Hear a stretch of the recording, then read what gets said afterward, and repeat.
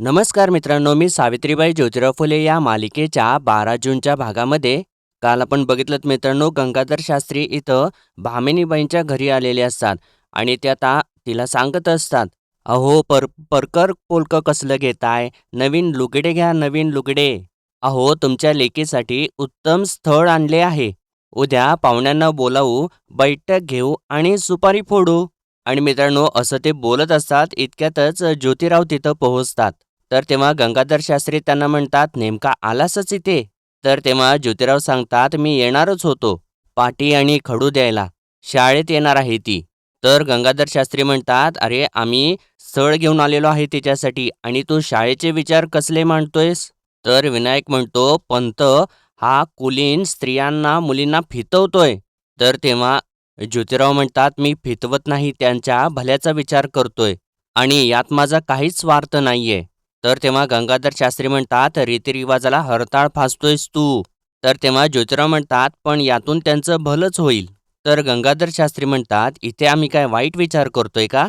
तसे असते तर इथे आम्ही इतकं चांगलं स्थळ घेऊन आलो नसतो." तर तेव्हा भामिनीबाई म्हणते, "पंत, तुम्ही जे करताय ना ते माझ्या भल्यासाठीच करताय." असं म्हटल्यानंतर गंगाधर शास्त्री हसतात. त्यांना ते खूप छान वाटतं. तर भामिनीबाई पुढं म्हणते, "पण माझ्या लेकीच्या आयुष्याचा निर्णय मीच घेणार. तिचं शिक्षण झाल्याशिवाय म्या तिचं लगीन नाही करणार." तर असं भामिनीबाईंनी म्हटल्यानंतर हेरंब म्हणतो, "तू एवढं चांगलं स्थळ नाकारतेस? तुला माहिती आहे का पंतांनी किती खटाटोप केला या स्थळासाठी? मुलीचे हात पिवळे करा." असं त्यानं म्हटल्यानंतर आता ज्योतिराव म्हणतात, "मुलीचे हात काय भविष्यातही पिवळे होऊ शकतात. पण तेच हात जर लिहिते झाले, तर आयुष्याचं कल्याण होईल." असं म्हणून आता ज्योतिराव पाटी आणि खडू भामिनीबाईंच्या हातामध्ये देत असतात. तर तेव्हा गंगाधर शास्त्री म्हणतात, "विचार कर. एक वेळा नाही 10 वेळा विचार कर. हा अधर्म आहे हे शास्त्राला धरून नाही. शाळेत जाईल तर तिच्यावरती अविचार होतील. वाटोळं वाटोळं होईल तिचं." आणि तेव्हा मित्रांनो, आता भामिनीबाई थोडंसं आपला हात मागं घेते, पण त्यावेळेस तिला आता तो क्षण आठवतो, ज्यावेळेस सावित्रीमाईंनी ते पत्र वाचून दाखवलेलं असतं. आणि त्यानंतर सावित्रीमाई म्हणालेली असते, "अहो तुम्हाला वाचता आलं असतं तर तुमची आज ती फरफट झाली नसती ना व." आणि त्यानंतर सावित्रीमाईने सांगितलेलं असतं, "मी आणलेलं वाण साधंसुधं नाही. आपलं उसवलेलं जिनं शिवू शकेल असा धागा आहे तो. आणि शिक्षण प्रत्येकीने घ्यायलाच हवं." आणि हा सगळा विचार करून झाल्यानंतर भामिनी परत ज्योतिरावांच्याकडं बघते आणि तेव्हा ज्योतिराव घ्या असं म्हणून मान हलवतात आणि त्यावेळेस अखेर भामिनीबाई ती पाटी आणि खडू आपल्या हातामध्ये घेते आणि ती गंगाधर शास्त्रींना सांगते, "मला शिक्षणाचं महत्त्व कळलंय. सावित्रीबाईंनी तो कागद वाचला ना, म्हणून मी आज इथे आहे." आणि विचारते, "तुम्हाला गुळ पाणी देऊ काय?"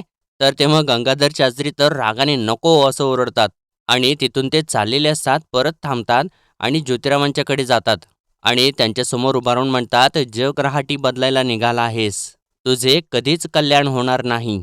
पण ज्योतिराव मात्र त्यांच्याकडे बघून हसत असतात आणि त्यानंतर आता गंगाधर शास्त्री जाऊ लागतात आणि जाता जाता या दोघांना म्हणतात, "आता खूप झाले. आता सगळ्यांना एकत्र आणण्याची वेळ आली आहे." आणि आता ते निघून गेल्यानंतर भामिनीबाई म्हणते, "अरे देवा, तुम्हाला तर शाप दिला की त्यांनी." तर तेव्हा ज्योतिराव म्हणतात, "त्यांचा शाप आणि त्यांच्यातला साप दोन्ही माझं काहीच वाकडं करू शकत नाहीत. कारण माझा मार्ग प्रगतीचा आहे, उत्थानाचा आहे."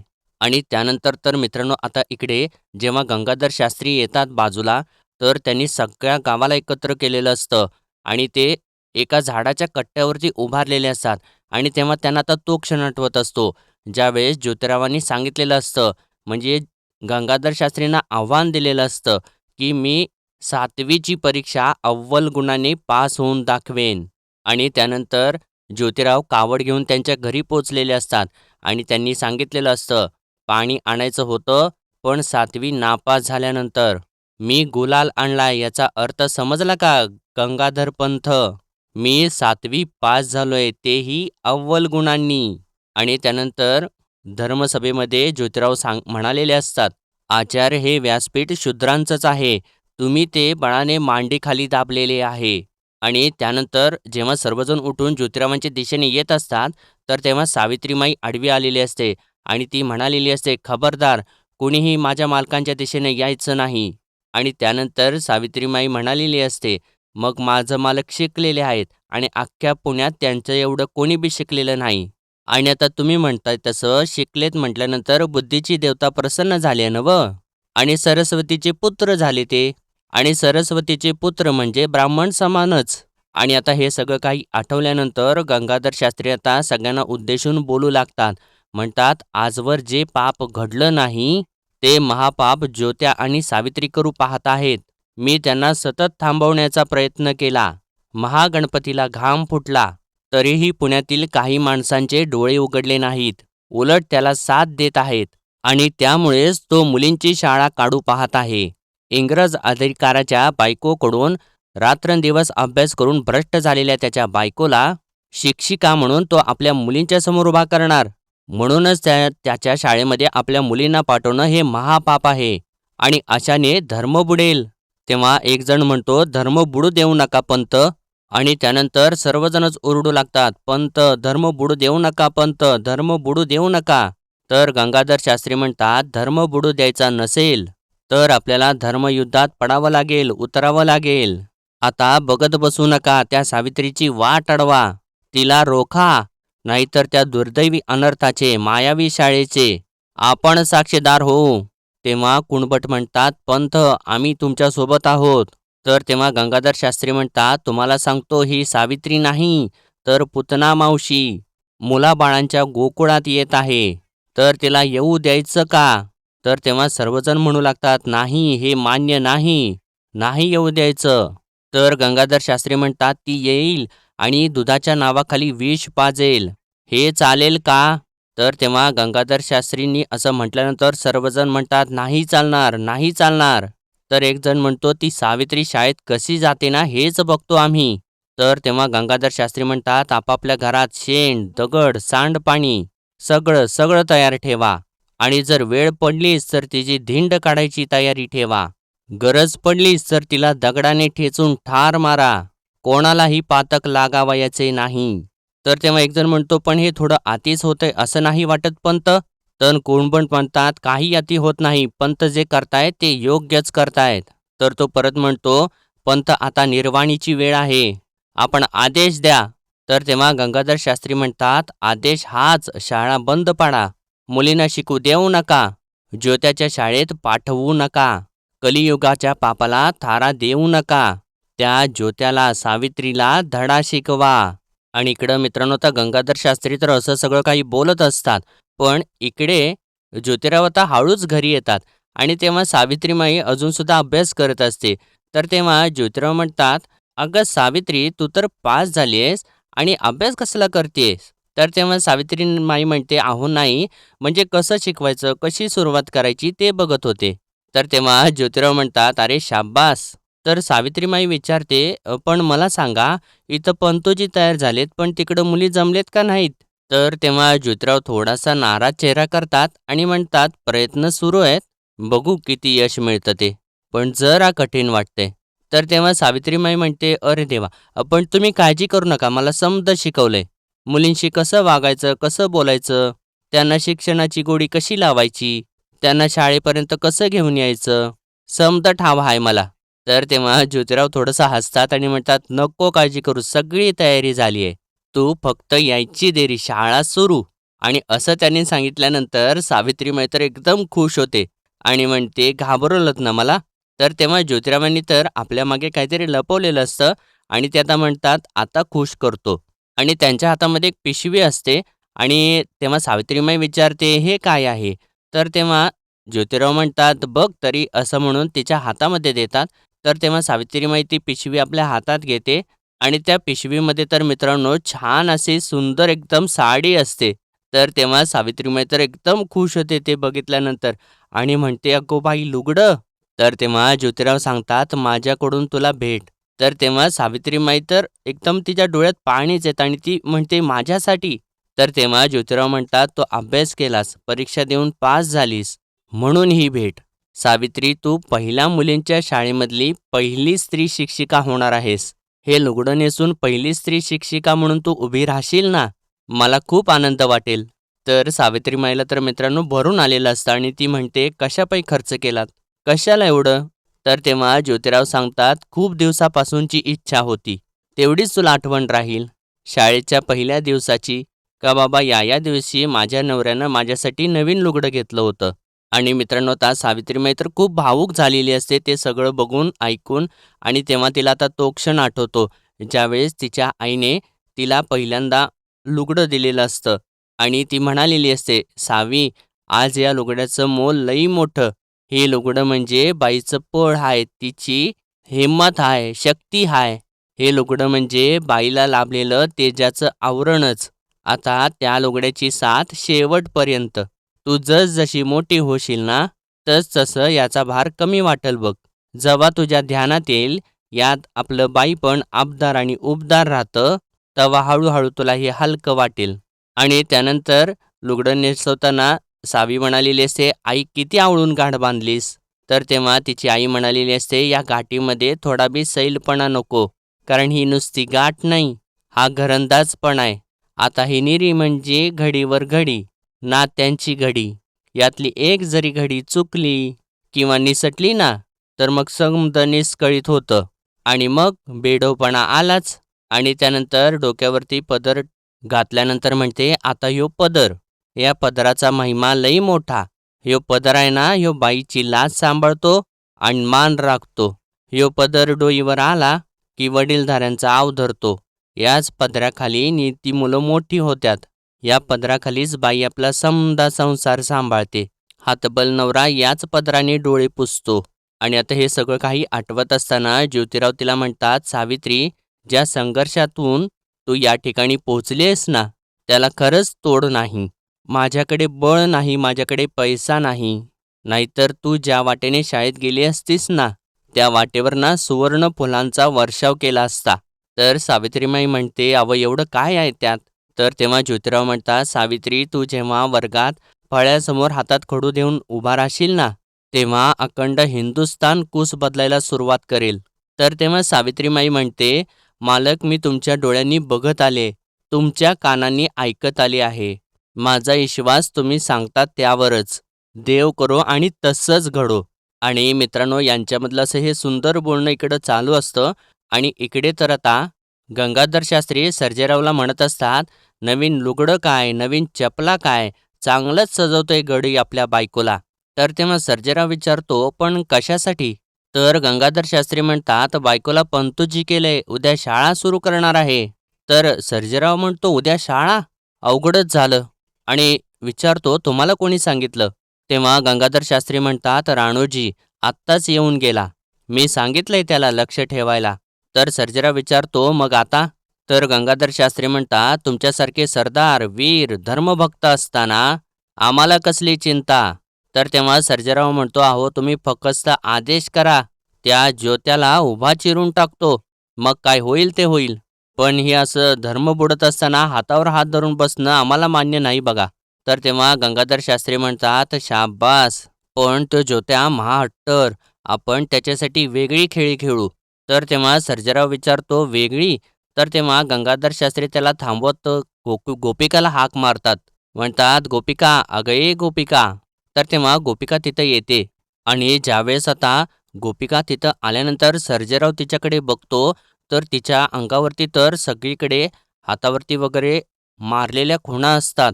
आणि गोपिका आपला चेहरा लपवत असते.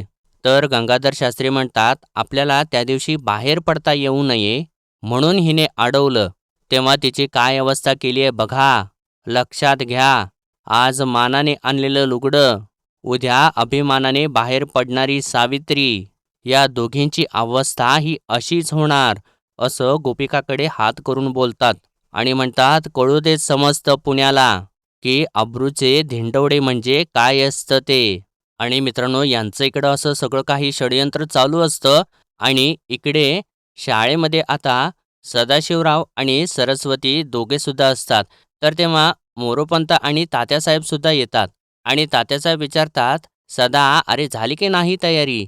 तर तेव्हा सरस्वती सांगते, हो, सगळी तयारी अगदी व्यवस्थित झाली आहे. तर तेव्हा हे दोघे सुद्धा हसतात. आणि तात्यासाहेब म्हणतात, छान, उत्तम झाले. तर तेव्हा सदाशिवराव सांगतात, पाण्याचा माठ देखील तिकडे भरून ठेवलेला आहे. तर तेव्हा मोरोपंत हसतात आणि म्हणतात, उत्तम केले सदाशिवा. आणि तेव्हा तात्यासाहेबांना ज्योतिरावांचे शब्द आठवतात. जर स्त्री शिकली ना तर ती जगाची उद्धारकर्ती होईल. आणि ते म्हणालेले असतात, मला मुलींची शाळा काढायची आहे. आणि ते सगळं आठवल्यानंतर तात्यासाहेब म्हणतात, आला आता तो क्षण समीप आला, आपल्या सर्वांच्या आनंदाचा क्षण. आज अवघे पुणे स- सावित्री आणि ज्योतिरावांच्या यशाचं साक्षीदार होणार आहे. तर सरस्वती म्हणते, किती प्रतिकूल परिस्थितीतून दोघं इथवर आले. तर तेव्हा सदाशिवराव म्हणतात, अगदी बरोबर बोललात. आणि मित्रांनो, यांचं इकडं छान असं आनंदी वातावरण असतं. आणि दुसरीकडे मात्र मित्रांनो, हेरंब आणि विनायक जे असतात ते सगळ्यांना गोळा करतात आणि सगळ्यांना ते शेण गोळा करायला सांगतात. तर तेव्हा अर्जुनराव म्हणतो, अहो इतकं काय करायचं आहे, एक दगड पुरेसा आहे, बाईला मारायला किती लागते? तर तेव्हा विनायक म्हणतो, नुसता भोकला तरी बाई घाबरते, पण ही बाई नाहीये, ही आहे पुतणा मावशी. तर हेरंब म्हणतो, समजले ना, म्हणून अजून दगड लागतील ना, आणा आता. तर विनायक म्हणतो, या पुतणा मावशीच्या स्वागताची चांगली जय्यत तयारी करा. आणि यांनी तर मित्रांनो सगळे असे शेणाचे दगड बनवून ठेवलेले असतात. आणि त्याच वेळेला इकडे तर मात्र मित्रांनो घरी सावित्री मेहता नेहमीप्रमाणे छान अशी रांगोळी काढत असते. आणि दादा आणि ज्योतिरावांची आई ते सगळं काही छान असं बघत तिथे हार करत बसलेले असतात. आणि दोघे सुद्धा खूप खुश असतात. तर तेव्हा ज्योतिरावांची आई दादांना म्हणते, यावेळेला मोठं तोरण केलंय बरं का. तर तेव्हा दादा म्हणतात, होय, पण यावेळेला न सांगता बनवलंय देवा, तोरण एकदम आनंदानं बनवलंय. तर तेव्हा ज्योतिरावांची आई हो असं म्हणते.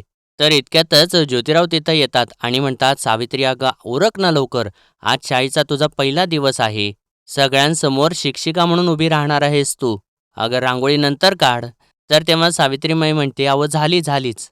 आणि म्हणते, अहो मी नाही काढली तर तुम्ही काढाल म्हणून काढली. आणि हां, आता माझी परीक्षा झाली आणि मी उत्तीर्ण पण झाले. घरातल्या आता कुठल्या पण कामांना तुम्ही हात लावायचा नाही, माझं घर मी सांभाळीन. तर तेव्हा ज्योतिराव विचारतात, मुली, शाळा? तर तेव्हा सावित्रीमाई म्हणते, घर आणि शाळेतल्या मुली दोन्ही पण सांभाळेन.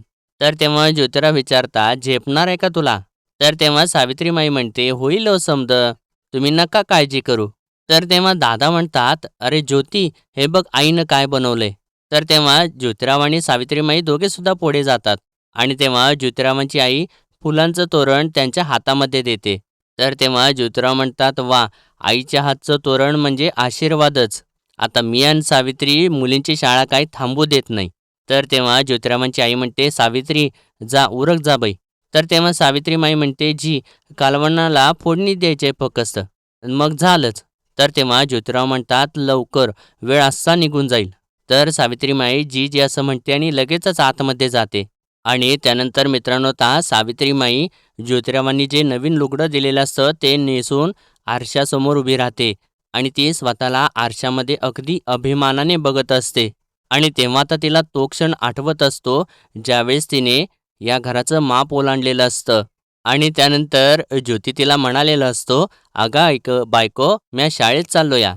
आणि त्यानंतर ज्योती खूप चिडलेला असतो आणि तो म्हणालेला असतो, पण जर तुम्ही मला शाळेत पाठवणारच नव्हता तर मग का ही लग्नाची ब्याद माझ्या गळ्यात बांधली.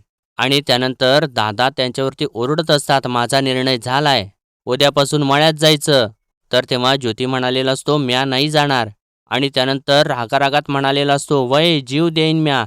आणि तेव्हा दादानी त्याच्या कानाखाली मारलेली असते. आणि त्यानंतर ज्योती सावीला म्हणालेला असतो, ही लेखणी पाहिलीस का, याच्यात तलवारीपेक्षा जास्त धार आहे. ही लेखणी, हे पुस्तक, हे लई ताकदवान आहेत. आणि त्यानंतर थोडं मोठं झाल्यानंतर ज्योती सावित्रीला म्हणालेला असतो, अगं एक अक्षर लिहिणार नाही म्हणालीस आणि 4-4 अक्षरं लिहिलीस. आणि त्यानंतर ज्योती म्हणालेला असतो, की सावित्री, धैर्यानं माणसाचं जीवन तेजस्वी होतं. तर तेव्हा सावित्री म्हणालेली असते, मला कळतंय सगळं, पण. तर तेव्हा ज्योती म्हणालेला असतो, पण होता सीतेच्या स्वयंवरात, आता गनिमी कावा. तर त्यानंतर दादा चिडलेले असतात आणि ते रागारागात बोलत असतात, या मोरं, सुनबाईच्या हातात खडू पुस्तक काही दिसलं तर याद राखा, गाठ माझ्याशी आहे. आणि त्यानंतर मळ्यावरती गेल्यावर ज्योती सावित्रीला म्हणालेला असतो, सावित्री, आजपासून हा तुझा फळा, म्हणजे दगडाला त्यांनी फळा केलेला असतो. आणि त्यानंतर आता अलीकडे ज्योतिराव म्हणालेले असतात, चातुर्वर्ण्यांची इमारत जमीनदोस्त करायची असल तर शाळेची इमारत उभी केली पाहिजे. सावित्री, आपण सुद्धा स्त्रियांना गुलामगिरीतून मुक्त करायचं आहे. तर तेव्हा सावित्रीमाई म्हणालेली असते, त्यासाठी त्यांना शिकायला लागल. तर तेव्हा ज्योतिराव म्हणालेले असतात, त्यासाठीच आपण मुलींची शाळा काढणार.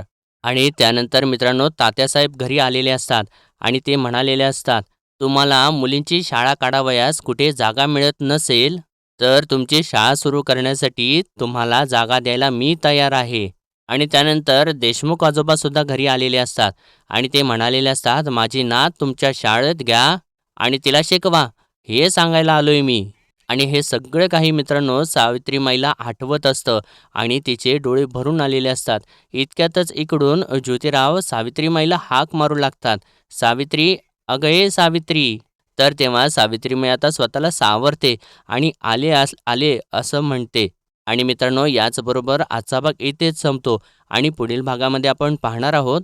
मित्रांनो, आता भामिनीबाई तिच्या मुलीला घेऊन शाळेमध्ये पोहोचते आणि आल्यानंतर म्हणजे सर्वजण तिचं स्वागतासाठी उभे असतात, पण सावित्रीमाई अजून आलेली नसते.